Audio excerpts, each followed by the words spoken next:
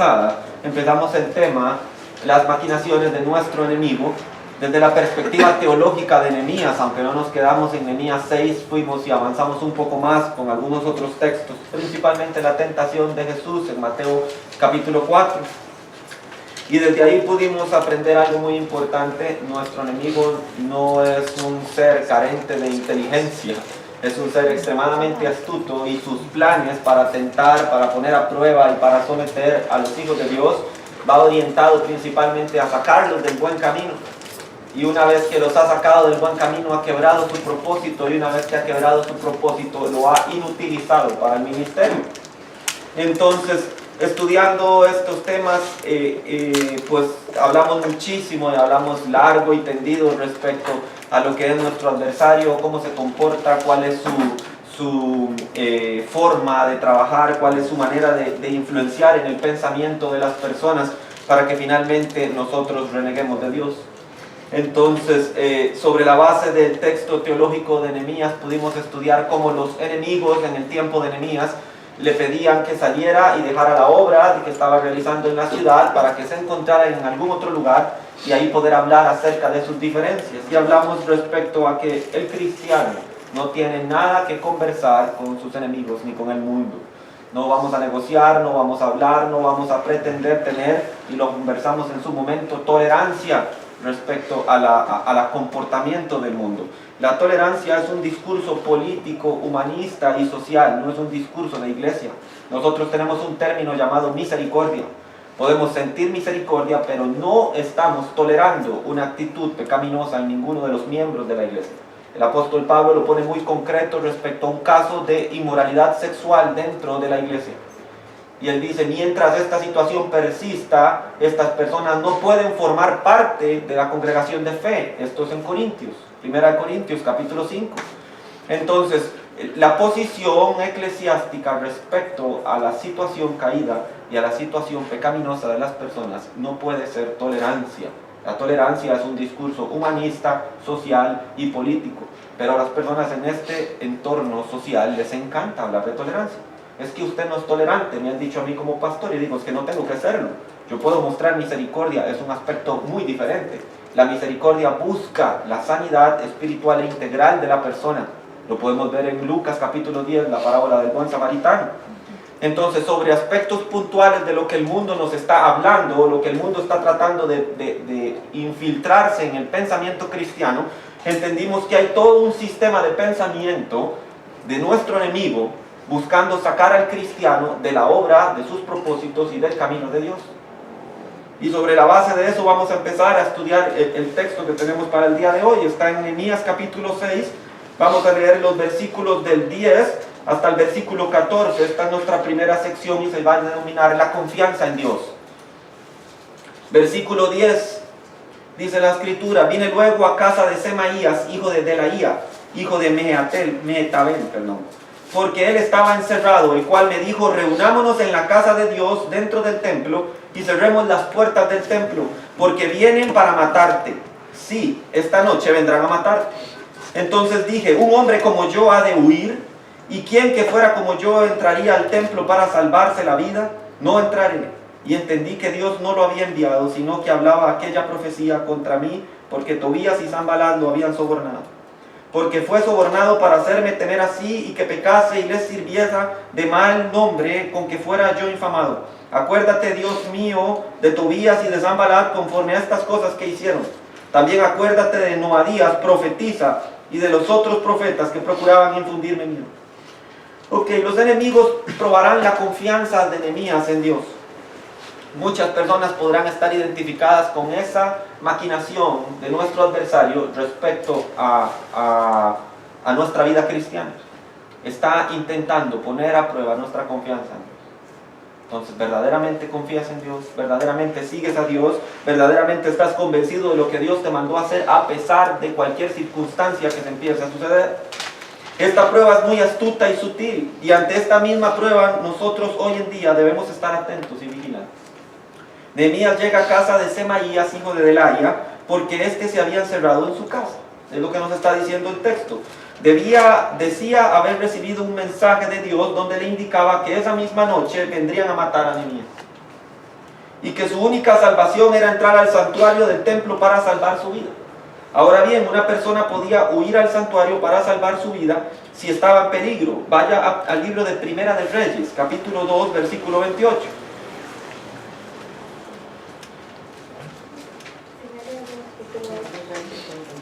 Primera de Reyes, capítulo 2, versículo 28.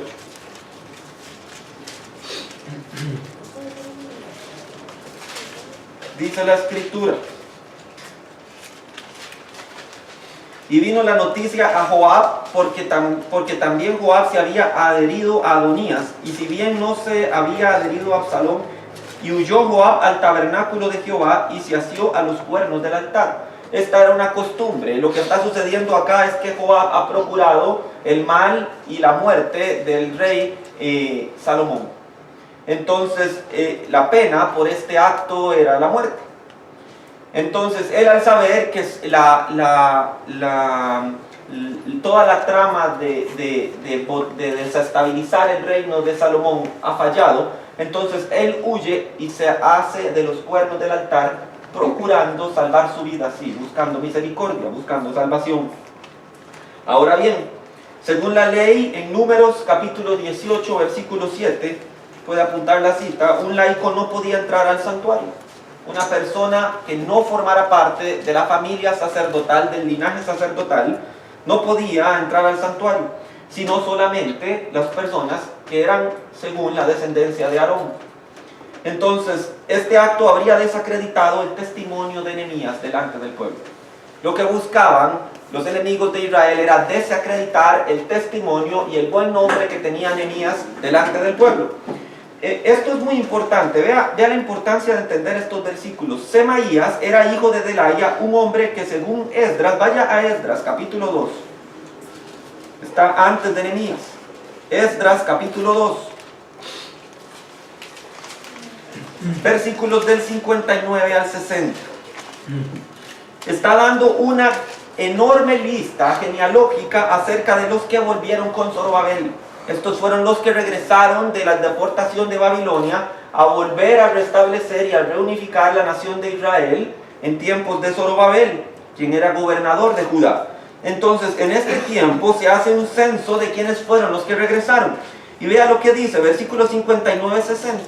Estos fueron los que subieron de Tel Mela, de Telarsa, Kerub, Adán e Imer, que no pudieron demostrar la casa de sus padres, ni su linaje, ni que eran de Israel. Los hijos de Delaya, los hijos de Tobías, los hijos de Necoda, 652. O sea, hubo un grupo que se hacía así llamar sacerdotes y que venían de un linaje sacerdotal, pero no se pudo determinar, según su genealogía, que formaban parte de ese grupo sacerdotal, dentro de los cuales estaba el padre de este hombre, Semaías, quien trae, según él, una palabra profética de parte de Dios de que la vida de Nehemías corre peligro y la única forma de salvarla es ir y entrar al santuario.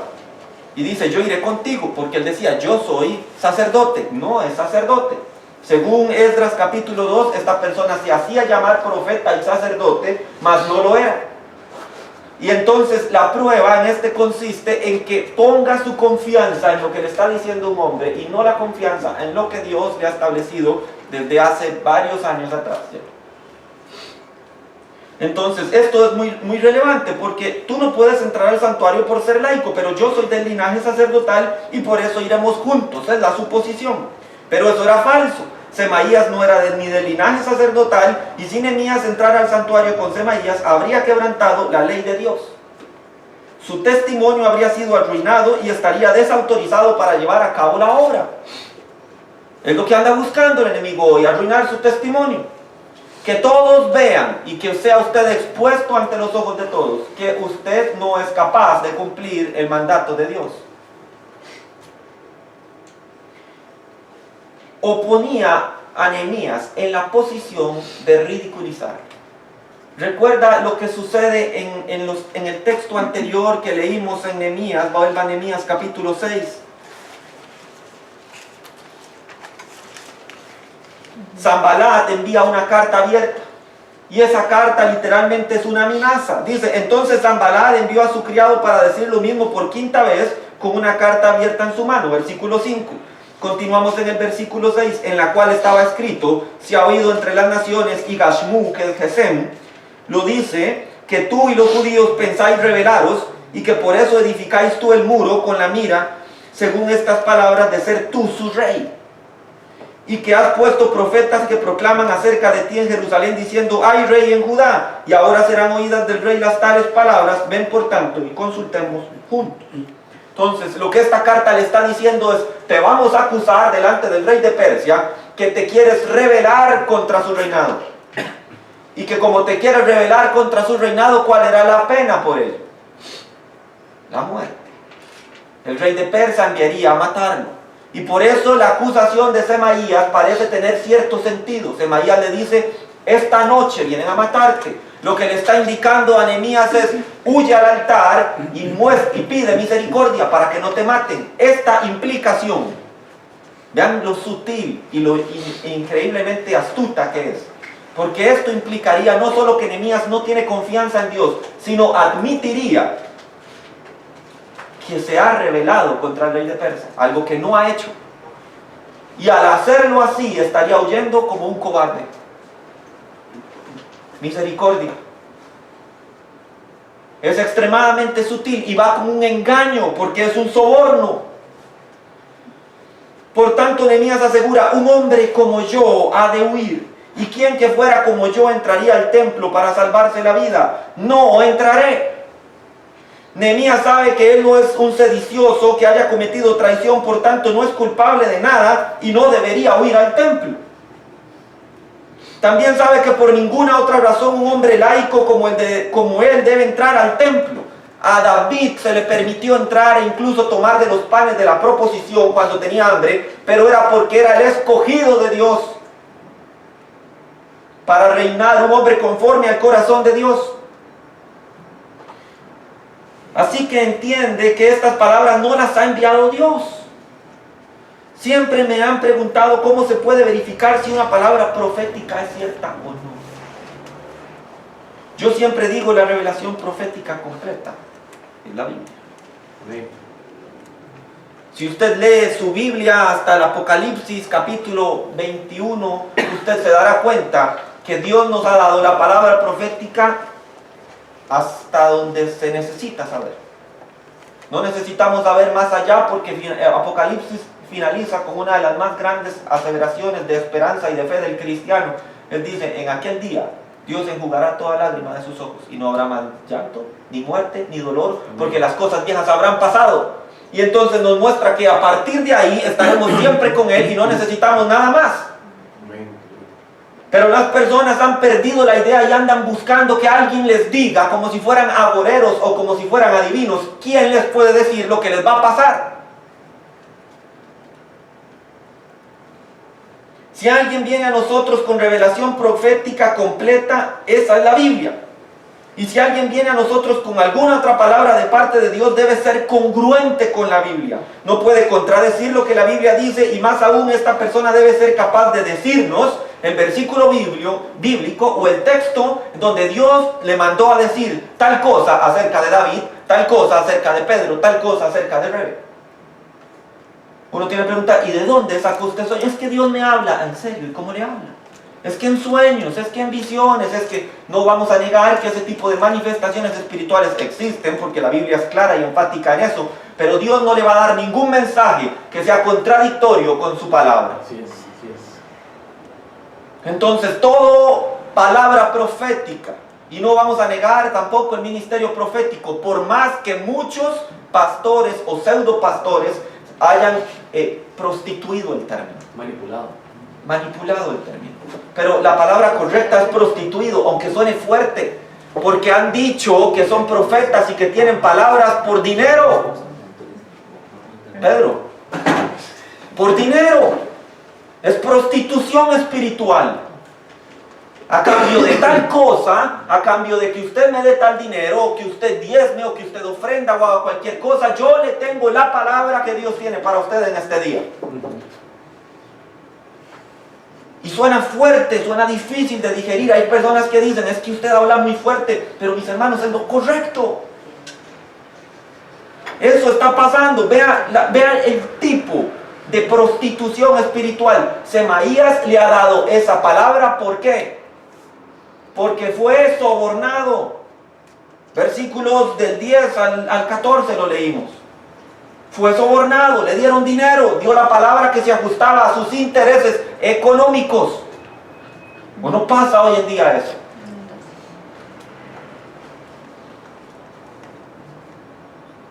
Porque hay muchos que dicen hablar de parte de Dios y Dios no los ha enviado. Era una situación recurrente en Israel en el periodo monárquico. Y decía, y se levantó tal profeta y habló y Dios no lo mandó. Y uno empieza y sigue leyendo y dice, y se levantó fulanito de tal, hijo de tal, y dio una palabra y Dios no lo había enviado. Entonces, existen personas que hablan aun cuando Dios nunca les mandó a decir nada. Existen situaciones, existen momentos donde el cristiano tiene que entender esto es religiosidad. La gente le gusta, está enamorada de la religiosidad. La Biblia solo menciona en una ocasión la palabra religión. Es en Santiago. Y está relacionado no al acto de creer como una tradición, sino lo que debe hacer el cristiano como su deber. Dice, la verdadera religión es esta, que cuidéis de las viudas, de los huérfanos y de los pobres. Entonces, la palabra que utiliza ahí, religare, significa más relacionado a asamblea, a la misericordia que debe haber en la asamblea de Dios. Es la única vez que la Biblia menciona la religión y le voy a decir por qué. Desde mi perspectiva teológica, la religión es un invento de nuestro enemigo, el diablo. Y ya le vamos a explicar por qué. Vamos a volver a la tentación de Jesús, esta vez de la perspectiva teológica de Lucas, capítulo 4.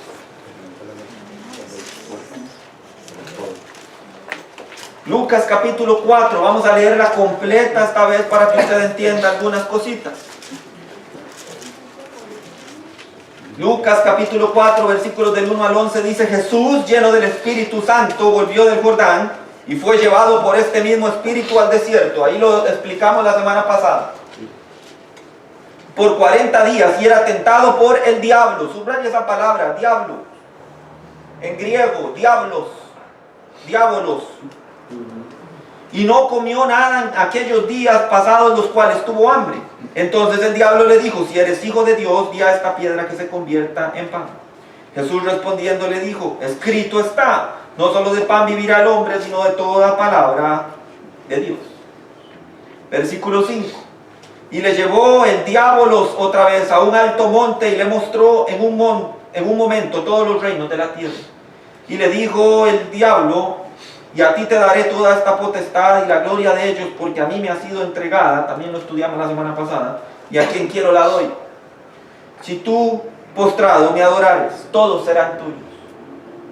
Respondiendo Jesús le dijo, vete de mí, Satanás, porque escrito está, al Señor tu Dios adorarás y a Él solo servirás. Hasta aquí todo va conforme al orden lógico de las cosas. Satanás está tentando con palabras astutas, sediciosas y calumniadoras, mas Cristo está haciendo apologética correcta de su fe con la Biblia. Mas vea lo que dice el versículo 9, y le llevó a Jerusalén y le puso sobre el pináculo del templo y le dijo, si eres el Hijo de Dios, échate aquí abajo, porque escrito está. Dice Satanás, escrito está. Les contaba la semana pasada que cuando Charles Spurgeon leyó esto, hizo una gran exclamación y dijo, el diablo anda con una Biblia bajo el brazo. Es correcto. Entonces, tenemos que entender una cosa. Satanás está metido en el negocio de la religión. El término, les decía, empleado para diablo es diablo, que significa calumniador. Y es aplicado, vaya conmigo a Juan capítulo 6. Juan 6, 70. Dice Jesús acerca de sus discípulos. Jesús les respondió, no os he escogido yo a vosotros los 12, y uno de vosotros es diablo, Judas. Segunda de Timoteo. Vaya, segunda de Timoteo. Quiere decir que ya no es solo Satanás calumniador, sino hay personas que pueden tener esta misma actitud. 3:3. Segunda de Timoteo 3:3 dice, está hablando acerca del carácter de los hombres en los postreros días. Vea, esto es importantísimo. Dice, sin afecto natural, implacables, calumniadores, diabolos. En Tito, a la par, Tito, capítulo 2, versículo 3. Las ancianas asimismo sean reverentes en su porte, no calumniadoras. Diabolos otra vez, aplicado a hombres y a mujeres indiferentemente. Calumniar es decir alguna falsedad acerca de algo o de alguien. Ambas cosas tienen su aplicación bíblica, pero su origen es el mismo. Su origen es el padre de mentira. Es una frase griega que es redundante. Dice el diablo es diabolos. El diablo es padre de calumnia. Él es toda calumnia, todo origen de falsedad viene de él. Ahora, usted se ha preguntado cuándo una falsedad es verdaderamente efectiva. ¿Cómo? ¿Cuándo una falsedad es verdaderamente efectiva? Póngase a pensar en esto. Cuando tú usas la fe. No, pero no está bien dicho. Una falsedad nunca va a ser verdadera. Puede ser muy efectiva. Es efectiva si engaña. ¿Cuándo una falsedad es efectiva? Pues supuesto. verdaderamente no. Cuando Una engaña. falsedad nunca Bueno. es verdadera. Sí, o sea, por eso me confundí por palabras. Cuando una falsedad es efectiva, cuando logra su objetivo. ¿Recuerdan en el Edén? Disfrazó una mentira entre dos Una verdades. mentira media. Entre dos verdades. ¿Qué es la religión? Te hace creer que es verdad. Te hace creer que es real. Pero no es real. Es un engaño. Porque lo único real que nos muestra la Biblia no se trata de religión, se trata de relación. Entonces Satanás ha vuelto su juego en una situación macro. Y el espíritu de religiosidad, que es un espíritu con el cual Jesucristo combatió incluso dentro del mismo Israel, con los fariseos, saduceos, con los celotes. La realidad es que está muy bien posicionado dentro de la interpretación que la humanidad tiene de cómo acercarse a Dios. Una falsedad justificada citando la Biblia es lo que Satanás está utilizando, pero de forma parcial. Lo estudiamos la semana pasada respecto a lo que esto implicaba. Entienda bien lo que está pasando aquí. Al igual que en Nehemías, el mensaje falso parece venir de Dios, pero no es de Dios porque es contradictorio. Más aún vemos en el versículo 14 que no solo Semaías se prestó para esto, sino que otros pseudo profetas habían hecho lo mismo para infundirles temor. Acuérdate de aquella profetisa que procuraban infundirme temor. Vaya conmigo al libro de Apocalipsis. Estudiamos esto también la semana pasada. Apocalipsis 6, versículo 2. Dice, y miré, y he aquí un caballo blanco. Y el que lo montaba tenía un arco y le fue dada una corona y salió venciendo y para vencer. Entonces habíamos estudiado ya este tema. Este no es Cristo. Se parece, pero no es Cristo.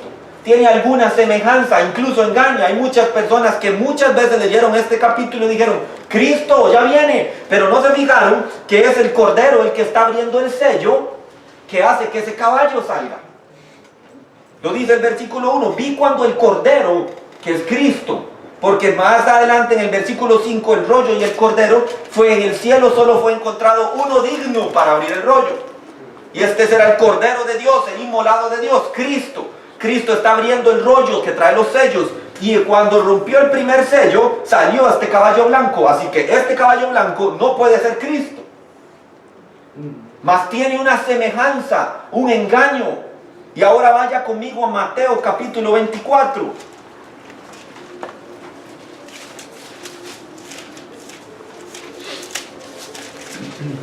Versículo 4.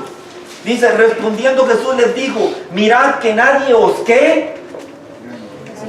Engañe, porque vendrán muchos en mi nombre diciendo yo soy el Cristo, y a muchos engañarán. Igual que Apocalipsis 6, algo que se parece, algo que dice ser, pero que no es. Y dice muchos, es plural, no se refiere al anticristo porque dice son muchos que vienen, el anticristo es uno.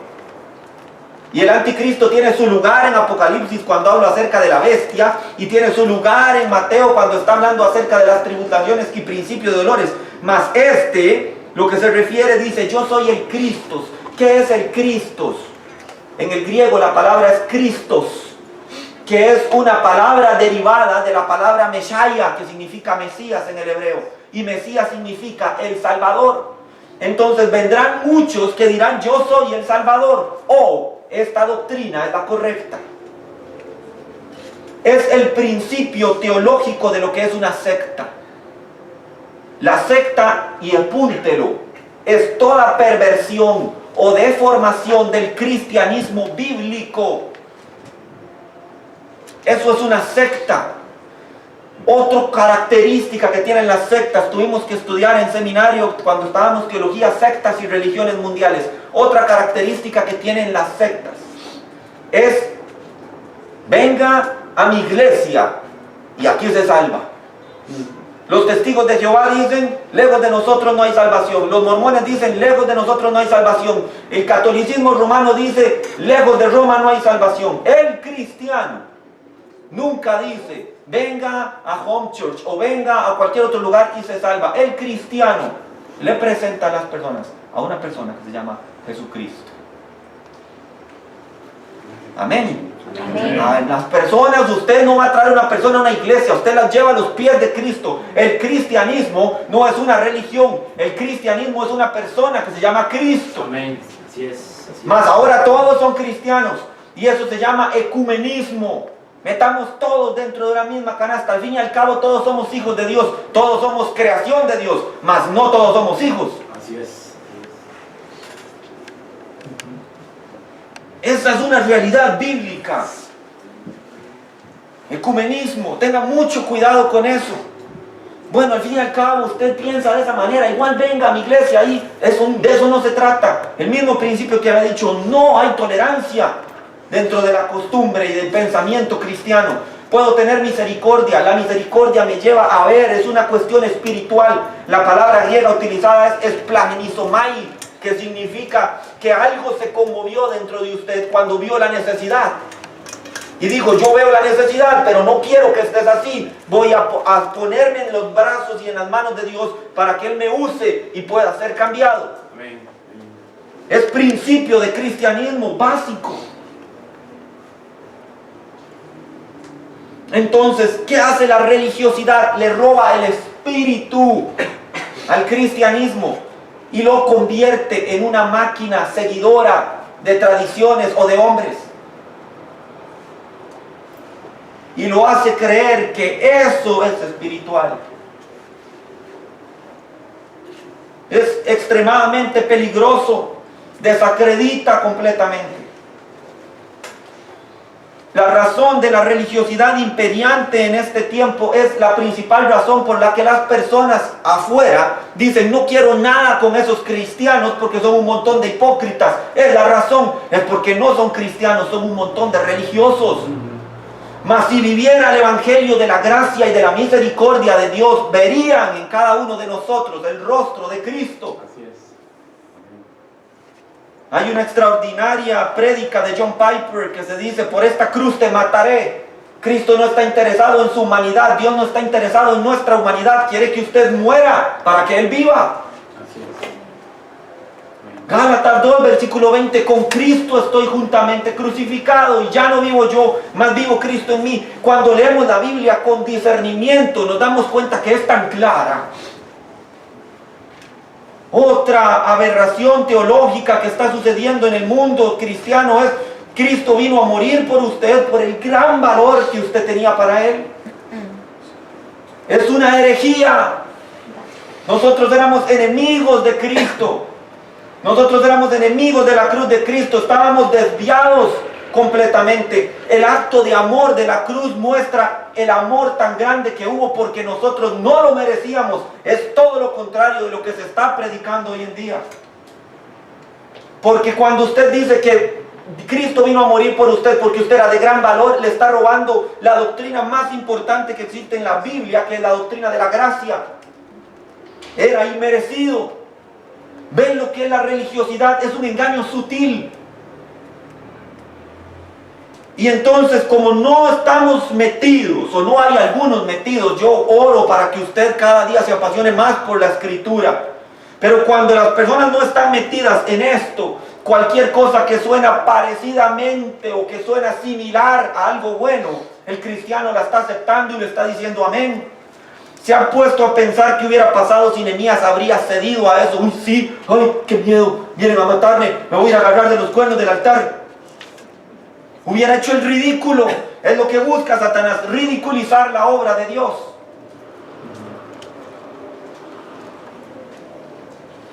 Es un calumniador. El cristiano tiene que entender, como les decía anteriormente, estamos en guerra. Estamos en guerra, no se puede salir de esto. Cristo no le va a decir, bueno, porque estás cansado, te voy a sacar de la guerra un momento. Dice, recobra fuerzas, búscame a mí, búscame en oración, búscame en lectura, búscame en intimidad y recibirás la fuerza para pelear esta batalla todos los días, porque es de todos los días. Lo leímos la semana pasada, la persistencia de los enemigos. Una y otra y otra y otra vez, no se va a ir. Él se dedica a eso. Es su trabajo. Las fuerzas ya estaban divididas antes de que el hombre viniera a esta tierra. Dios procuraba su bien, mas tenía un adversario que procuraba el mal de todo lo que Dios creaba. Eso lo involucra a usted y a mí, mis hermanos. Es tan sutil y tan fácil entrar en errores doctrinales y dogmáticos si el cristiano no se informa. Usted sabe cómo nació el catolicismo romano.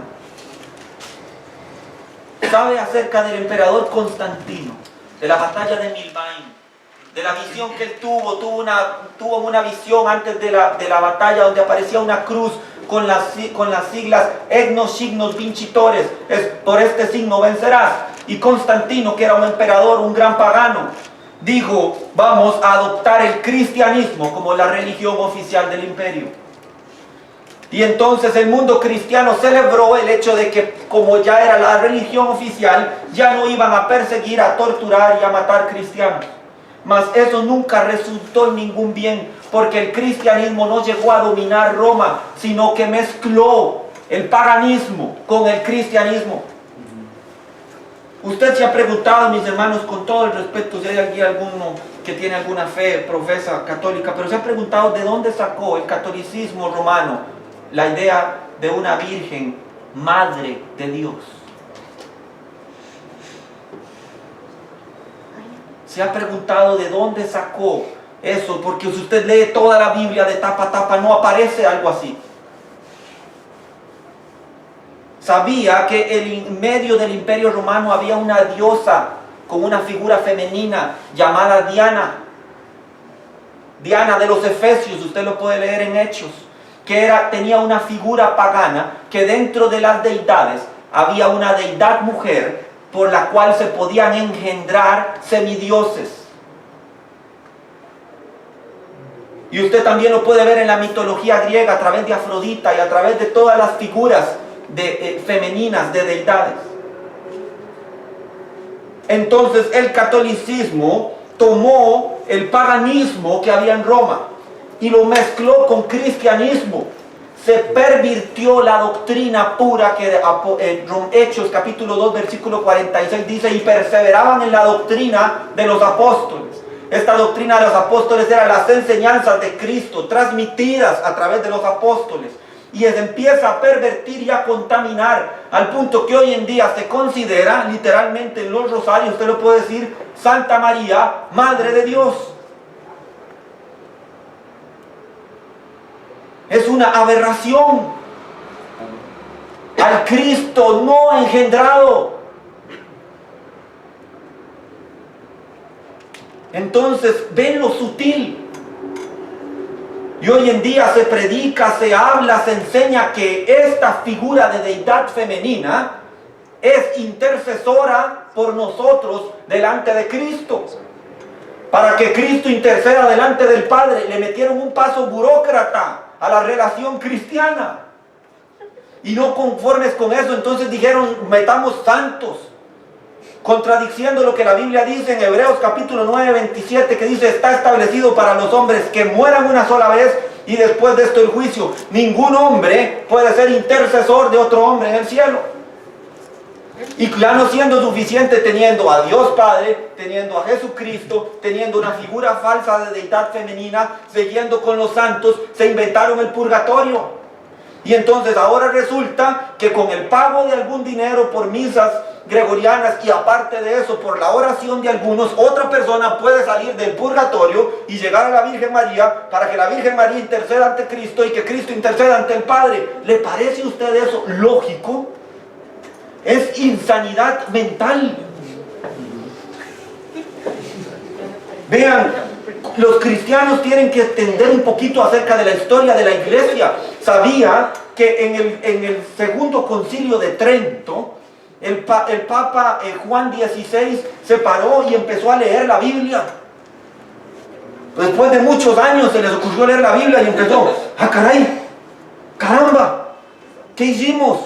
Y entonces mandó a quitar la adoración de los santos ex cátedra de todos los lugares y indicar que la confesión auricular no era necesaria si la persona no la quería, y empezó a quitar una serie de cosas. Y entonces resulta que según el catolicismo ortodoxo, el Papa al hablar no se equivoca. Se llama infalibilidad papal. Dice, cuando habla es como si Dios hablara, eso es infalibilidad papal. Y si llegó Juan XVI en el segundo concilio de Trento y contradijo a todos los otros papas que se habían inventado este montón de cuestiones, la pregunta es, ¿cuál de todos se equivocó? Cuando usted sigue un orden de pensamiento lógico, la religiosidad no lo lleva a ningún lado. Y aquí no estamos profesando, sálgase de esa acera y véngase en esta acera. Yo le digo, sálgase de cualquier lugar donde se practique la religiosidad y dedique, invierta tiempo a estudiar esto. Y cuando eso suceda, usted va a ver cómo su vida va a ser transformada por la revelación que el Espíritu Santo hace de la verdad. Sí, Señor, gracias. Usted no necesita profeta, no necesita que venga una persona y le diga, Dios me dijo, sentí un calambre, sentí un escalofrío, un retorcijón me entró en la noche después de la pizza que me comí, y aquí viene la palabra de Dios. Usted no necesita eso. En intimidad, ore, prenda la luz de su cuarto o arrodíllese, lea la palabra de Dios como lo santo que es. Amén. Así es. Y usted va a escuchar una voz que sale de su interior. Si es que a Dios le place hablar o tratar con usted de esa manera. O usted puede quizás tener el privilegio, el gran privilegio que muchos cristianos han tenido también de escuchar la voz audible de Dios. Y si aún no fuera, su palabra es más que suficiente. Cuidado con el engaño de la religiosidad. No somos exentos nadie de ello. Les he comentado del fanatismo religioso que hay hoy en día dentro de pseudo cristianos evangélicos. Fanatismo. No hable mal del pastor tal porque yo estoy bajo la cobertura del manto apostólico y profético de este pastor. ¿El qué? Le digo yo. El manto apostólico y profético y la unción del santo y un montón de cosas. Le digo, ¿usted me puede explicar de qué está hablando? En una ocasión, mi esposa no me deja mentir, saliendo de la radio cuando teníamos el espacio radial, una persona me dijo, varón de Dios, usted tiene la unción del santo. Y yo le dije, ¿usted sabe lo que está hablando? Usted tiene una idea de lo que me está diciendo. Usted tiene la unción del santo. Tuve que decirle, ungido de Dios solo hay uno. Yeshua HaMashiach, Jesús el Mesías, el ungido de Dios. A partir de ahí nosotros tenemos el espíritu de poder que es el Espíritu Santo, que nos ha sido dado para predicar con valentía el Evangelio de la gracia de Jesucristo. Toda la Biblia exalta la obra de Cristo. Amén. Si yo termino de hacer una prédica que hable de Cristo y el Espíritu Santo empieza a tocar su corazón y al final de la prédica la gente sale diciendo, qué bien que habló David, yo soy el hombre más miserable de este mundo, porque no he tenido la capacidad de presentarles a Cristo. Todo el Evangelio de Jesucristo, todos los profetas, toda la ley se resume en Cristo. Eso no es religiosidad, era lo que no entendían los fariseos. No se trata de lo que usted hace, se trata de lo que yo soy. Les dijo a ellos, yo soy el Señor del Shabbat. Yo estoy por encima de la ley, yo hice la ley. Es por mí que esa ley existe, lo dice Juan, por Él y para Él todas las cosas fueron creadas. Él es excelso, Él es maravilloso, Él es glorioso, Él es nuestro Rey. Y un día va a volver. Mas nos perdemos en religiosidad por engaño de ya sabemos hoy de quién. Y le tenemos que pedir al Señor, despiértanos de nuestro letargo espiritual. Así es. Y haznos vivir una vida de santidad y de libertad que te agrade, que te honre. Siempre se haga la pregunta crítica, ¿soy hoy el Hijo de Dios o el cristiano que Él quiere que yo sea? He llegado hoy a la estatura espiritual que Dios esperaba que tuviera a esta altura de mi vida. Por eso tenemos que ser felices, ¿verdad? Y vivir esa palabra para que la gente crea, ¿no? La felicidad es Cristo. Sí, por eso. Cristo en su corazón es todo lo que el cristiano necesita. Pero vivirla real, que seamos felices real, Es no, que- no por fe o porque debo ser feliz porque la vida lo dice y porque entonces uno predica pero realmente no lo vive, y si no lo viví la gente lo nota que no sos feliz. ¿Me explico? O sea, si no eres feliz la gente lo nota, aunque usted diga que Cristo salva y Cristo es lo mejor del mundo. Si usted no vive eso, la gente lo va a notar. ¿Cómo se llama eso entonces, según lo que hemos estudiado? Religiosidad. Exacto, religiosidad, exacto. Sí, es el gozo del Espíritu que está en uno. Amén. Exacto. Fruto. Sí, no tratemos nosotros de hacer las cosas porque ahí nos equivocamos. No, es ser feliz dejando que Cristo en nosotros vivamos esa felicidad para que la gente vea que somos felices verdaderamente, que no vivimos algo ficticio, una religiosidad, ¿verdad? Sino que realmente somos felices, o sea, no necesitamos de nada más, porque Cristo nos llena, la paz, la gozo, para todo. Escuche esto. Una obra terminada es sinónimo del temor del enemigo. Versículos 15 y 16, Nehemías capítulo 6. Fue terminado pues el muro el 25 del mes de Elul, en 52 días. Y cuando lo oyeron todos nuestros enemigos, temieron todas las naciones que estaban alrededor de nosotros. Y se sintieron humillados y conocieron que por nuestro Dios había sido hecha esta obra. Es su vida. Su vida hoy en día es un testimonio de poder, del poder de Dios. Es su vida hoy en día un testimonio vivo de lo que Dios puede hacer con lo que está en ruina, con lo que está derribado, con brechas abiertas, con sus puertas quemadas a fuego.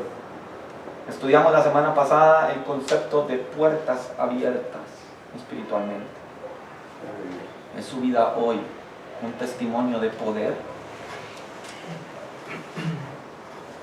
Por la mano de Dios ha sido hecha esta obra. ¿Puede usted decirlo? Cuando usted está delante de los pecadores, como dice el salmista, de las sillas de escarnecedores, y cuando usted está delante de esas personas, usted puede mostrarse a sí mismo como un testimonio del poder de Dios. Porque cuando el mundo empiece a ver cristianismos transformados por el poder de Dios, el mismo infierno va a temer. Amén. Las puertas del infierno, dice Charles Spurgeon, se sacuden ante la santidad de la iglesia de Cristo. La iglesia de Cristo no teme lo que el mundo pueda hacer. Porque escrito está: ninguna arma forjada contra ti prosperará. Nada de lo que el mundo pueda hacer o provocar o procurar de nuestro mal puede afectar la obra de Dios. ¿Ha visto cuántas veces hasta aquí Nehemías ha tenido oposición? Y en tiempo récord la muralla fue levantada, pero no por obra de Nehemías ni de Israel, sino por mano de Dios. Es una obra, es un testimonio del poder de Dios. Eso debe ser la vida del cristiano. Del ministerio que Dios nos confía y que le entreguemos a Dios debe ser testimonio del poder de Dios trabajando a través nuestro. ¿Cuánto podrá avanzar usted sin Dios en el ministerio? ¿Cuántos portillos logrará cerrar? ¿Cuántas brechas logrará cerrar? ¿Cuántas murallas logrará reedificar? ¿Cuántas puertas logrará cerrar? Separado de mí. No, pues. Yo soy la vid y vosotros los pámpanos. La vid es la fuente. El pámpano no es nada sin la vid. El pámpano se debe a la vid. El pámpano es un producto de la vid. Eso es lo que la Biblia nos está diciendo. Se terminó la obra. Ahora sí, tema las mismas puertas del infierno. El cristianismo se ha levantado. Y no se ha levantado solo, no se ha levantado sino por la mano de nuestro Dios, dice la Escritura. Si su vida está en derrota, si su vida está acabada, si su vida hay portillos, si su vida hay puertas abiertas, en el poder del Espíritu, ore, pida a Dios fortaleza, que Él reedifique los muros. Hemos hablado que Nehemías es un tipo de Cristo, trabajando en pro y para beneficio de sus hijos. Ore a Dios, postres en oración, humíllese delante de Él, un concepto que es tan difícil de aceptar por los hombres hoy en día, humillación. Porque el que se humilla en el contexto cultural no es nadie. Mas dentro del contexto espiritual es el más grande. Recuerde a Cristo lavando los pies de sus discípulos. Y encontrará la gloria que hay en la humillación. Humíllese delante del que merece toda gloria. Y reconozca su incapacidad de cambiar, reconozca su incapacidad de hacer algo. Ese día usted se ha entregado confiadamente a los brazos del buen pastor. Y ese día empieza el cambio. Mas siga pensando que usted puede seguir o puede intentar, o a lo mejor yo, 50% del cristianismo cree que debe hacer algo. El mundo está dividido hoy en día entre dos influencias teológicas, calvinismo y arminianismo. El arminiano dice: la salvación se puede perder y si usted no pone manos a la obra, la va a perder. El calvinismo dice: la salvación no se puede perder, es un pacto eterno entre Dios y su Hijo Jesucristo, para beneficio de los hombres. Hágale usted a ver cuál quiere escoger. Finalizo con esto: enemigos íntimos. Versículos 17, 18 y 19. Asimismo, en aquellos días iban muchas cartas de los principales de Judá a Tobías, y las de Tobías venían a ellos, porque muchos en Judá se habían conjurado con él, porque era yerno de Secanías, hijo de Ara, y Johanán su hijo había tomado por mujer a la hija de Mesulam, hijo de Berequías. También contaban delante de mí las buenas obras de él, y a él le referían mis palabras, y enviaba a Tobías cartas para atemorizarme. Los enemigos de Israel eran también israelitas. Estaban dentro de Jerusalén. Las murallas habían sido edificadas, las puertas habían sido cerradas, y de los que estaban adentro se habían emparentado con los enemigos de afuera.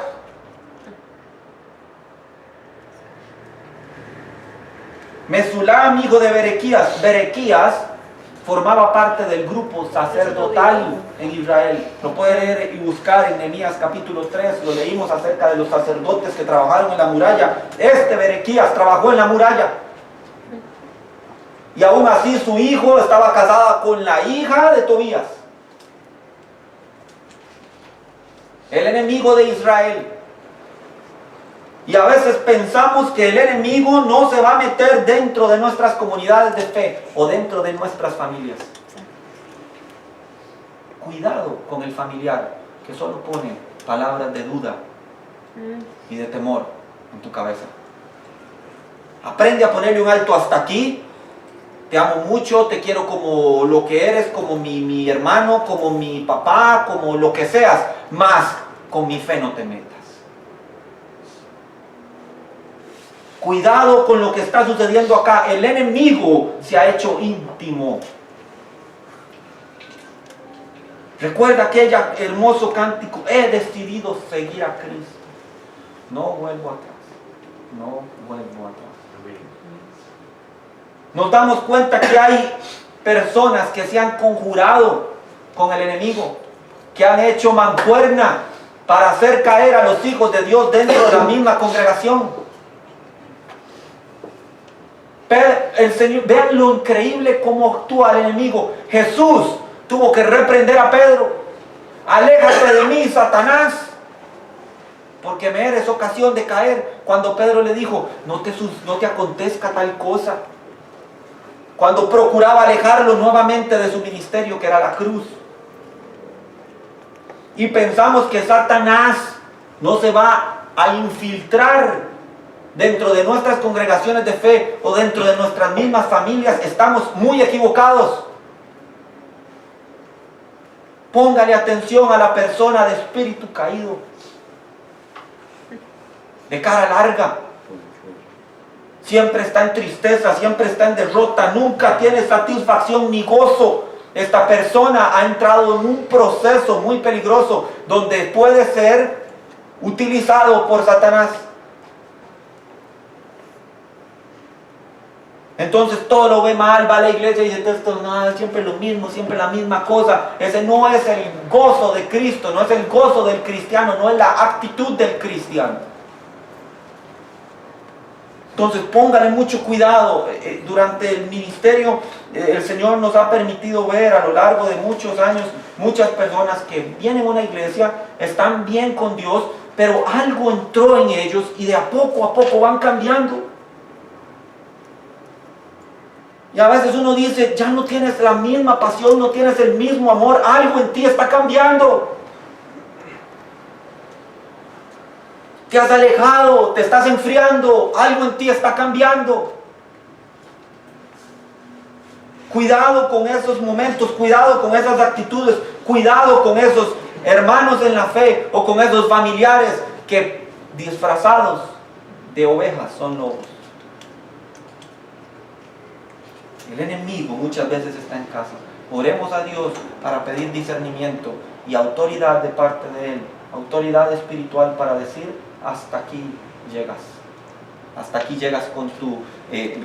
porque, bueno, en mi caso particular me ha tocado lidiar con muchísimos de ateos o antiteos que también existen. Y lidiando con eso he tenido que llegar a un punto en donde mi oración tiene que decir: hasta aquí vas a llegar con tu argumento. Hasta aquí vas a llegar con tu filosofía pseudo cristiana, pero es herética. Hasta aquí vas a llegar con tu pensamiento, hasta aquí vas a llegar con tu influencia sobre mí, hasta aquí llegas. Hay que tener mucho cuidado. El apóstol Pablo se refiere en esto cuando dice: ocupaos de vuestra salvación con temor y temblor. Esto es: preste cuidado a cada aspecto de su vida de fe. No es que por lo que usted haga se va a salvar, pero póngale cuidado a cada aspecto de su vida de fe, que no sea debilitado por los ataques del enemigo, ya sean externos o internos. Visto desde esta perspectiva, nadie querría estar sometido bajo estas pruebas. Pero la realidad es que esto es guerra espiritual. No se trata de un pleito callejero, es una batalla campal contra fuerzas espirituales. Para poder enfrentarla día a día necesitamos recibir fortaleza de Dios. Nehemías era probado y oraba. En Dios está su fortaleza y su salvación. Vaya conmigo al Salmo 73, versículo 26, y cierro con esto. Salmo 73, versículo 26. Dice el salmista, mi carne y mi corazón desfallecen, mas la roca de mi corazón y mi porción es Dios para siempre. Bendito sea Dios. Me pone el Señor el Salmo 142, versículo 7, parte A. Y dan muchos cristianos hoy en día. Oro a Dios para que no sea su caso. ¿Qué versículo? 142, versículo 7. Oro a Dios para que no sea su caso. Pero muchos cristianos han empezado a perder la batalla, porque su alma está encarcelada. Saca a mi alma de la cárcel para que alabe tu nombre. Cuidado, mucho cuidado. Saca mi alma de la cárcel para que alabe tu nombre. Concluye, dice, me rodearán los justos porque tú me serás propicio. En Cristo tenemos todo lo que necesitamos para que nuestra alma sea saciada. Más, cuidado con la religiosidad, cuidado con los enemigos íntimos. Saca mi alma de la cárcel para que la vea. Oremos. Padre, gracias.